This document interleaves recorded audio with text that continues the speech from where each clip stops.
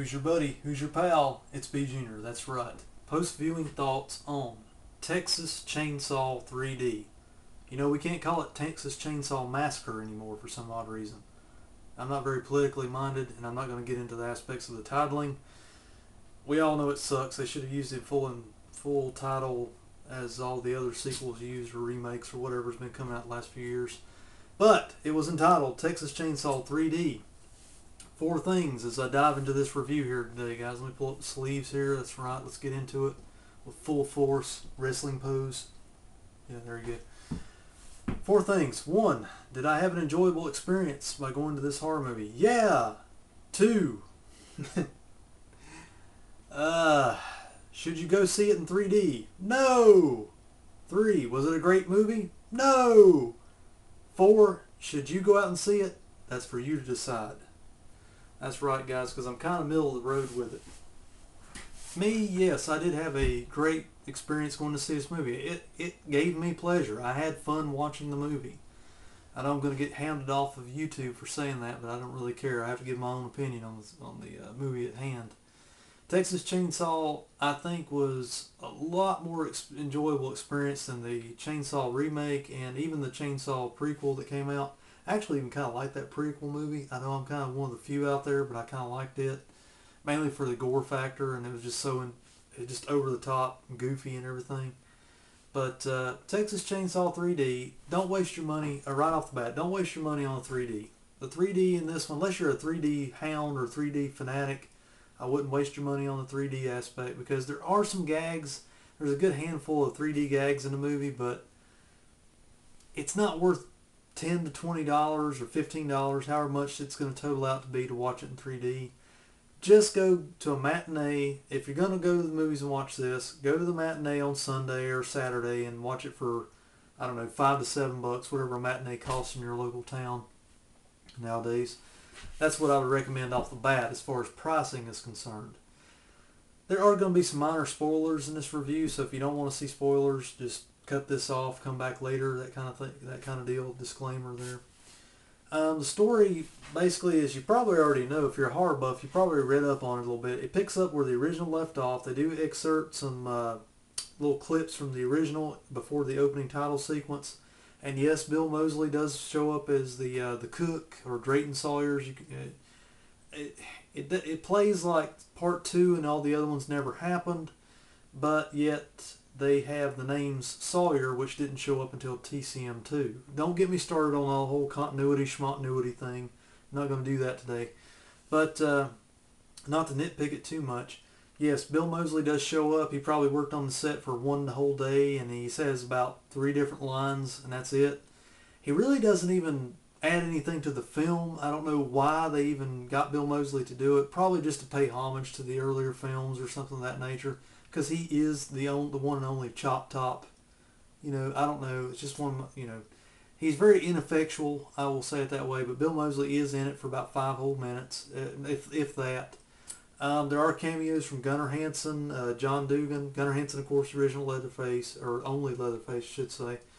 Got John Dugan playing Grandpa again for a few minutes. We got a couple of little inserts of Marilyn Burns, who was Sally from the original. And, just sprinkled throughout the movie. There's some cameos in the movie. Overall, a good experience, a good horror experience. I will say I had a great experience. It will not be to everyone's liking. I'm just going to say it that way. Don't think about it too much. That's where I think a lot of people are going to run short on this movie. If you think about it too much, you may not have a good time. This is a movie, unlike the remake and the prequel, this is kind of a standalone sequel-esque movie. It's not, thankfully, that's what I give it, daps for, or props, bones, whatever you want to call it, secret handshake, whatever you can. I give it that because it actually tried to do, I give it props for what it was trying to do. It didn't really succeed in every area, I'll say it that most. But in terms of horror movies nowadays, in a sea of crappy remakes we've been having to be subjected to for the last decade, I gotta say Texas Chainsaw actually was kind of a standalone sequel, basically. So it picks up, getting back to the story at hand, it picks up right after the original left off. And there's a baby at the crime scene of the Sawyer home, quote unquote Sawyer home. And basically, it grows up. It's a girl. Um, there's a couple minor gripes I have with the movie. It's set approximately 20 years later in the mid 90s, I guess you would be, because the original Texas Chainsaw took place circa 74, 75, I believe it was. So it takes place in the mid 90s whenever she's 20, 21 years old. And she finds that she's inherited an estate, which is left to her by her grandmother, which was a Sawyer family member. And basically, she goes to inherit the home. She's also inherited Leatherface. That's right. Living in the basement in his own little chateau de tombe, if you will. And basically, that's where it kind of comes together. It does lull a little bit probably in the second act where the college kids are kind of together on a road trip going with her to find out what the estate looks like. And it's just kind of the lambs to the slaughter, basically. It does have a lot, it harkens back to a lot of slasher films. It does. You are in slasher film territory. You got a slut. You got a kind of a jock. You got the nerdy guy that's along for the ride. You've got the weird hitchhiker guy that shows up and that's easily dispatched early on in the movie. There again, spoilers in here, guys. If you don't want to hear these, go on somewhere else and come back if you want to. I won't go into too many great details. There's some gore in there, practical-wise. There is a few spots of CGI gore in there. I didn't really spot a whole lot of it, but there's an even mix here and there. There's a lot of CGI enhanced stuff, but you really won't catch it unless you're absolutely positively looking for it. They did a decent job mixing those two in, I thought. I'm not going to say this is a great horror movie by any means. It's not. But overall, I had a good time. I mean, they get to the home, the estate, and basically Leatherface has his own hideout in the basement of the home, or the kind of his own lair, if you will. You know, all slasher guys have to have lairs nowadays. Basically, they do Leatherface actually semi-pseudo justice in this movie. Dan Yeager, the guy that plays Leatherface in this movie, he's actually going to be at the Mad Monster Party convention coming up in Charlotte, North Carolina in a couple months in March, I think it is. I'm probably going to waste no time to extend the hearty handshake because he's not the best Leatherface. There will only be one Leatherface. That's Gunnar Hansen. But he does Leatherface's character justice with all the little kind of the mannerisms that he uses, the little childish grunts and stuff that he uses in the movie, the growls and stuff that he throws in there. He's not an Andrew Barnarski, just kind of goofball at it, that kind of thing. He really kind of tailors his role in or around the essence, if you will, of Leatherface. That's the best way to say it, I think. So I give props to Danny Yeager. He made a good Leatherface. I'll just say it that way. Better than some that I've seen in the last few years. It didn't have the total cash in. I mean, the only thing cash in about this movie is the absolute unnecessity of the 3D usage. You don't need to see this movie in 3D. I'd just say save the money. Watch it on 3D or rent it later in 2D. What did I just say? I'm sorry, guys. Been a long day.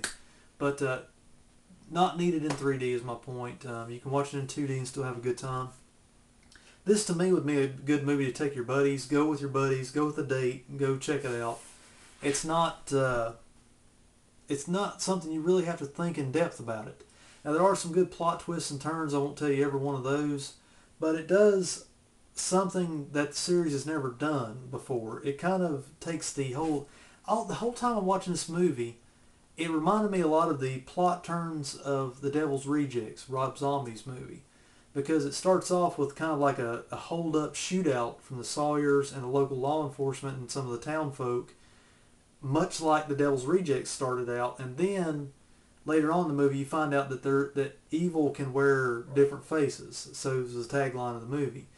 I don't want to say too much about that because I want you to see how it unfolds. But it's just one of those deals where it kind of shows both sides of being evil, and it gives Leatherface his own time towards the third act of the film to kind of be Leatherface, to be kind of the tragic. I'm not even going to call him an anti-hero, but he's kind of like a tragic figure, basically. He is a psychopath. He is demented. He is mentally retarded. He is just this weirdo, just kind of slasher killer. but it kind of puts him in his place. He is in his element, I will say it that way. It's not going to change horror forever, but I give it props for what it was trying to do, because it is basically, in a sea of remakes, a standalone horror movie, standalone slasher movie, stalk and kill movie, if you will, with decent gore in there to satisfy most of the gore hounds out there. There's always going to be somebody out there that nitpicks this movie to death. My main gripey nitpick thing that you guys are going to laugh at me about, there's a camera phone usage in this movie, and it was set, I'm guessing, somewhere around the mid-90s.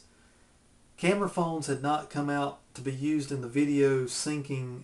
He was using an iPhone, basically, what it looked like, and they were doing a camera sequence in the movie with a policeman.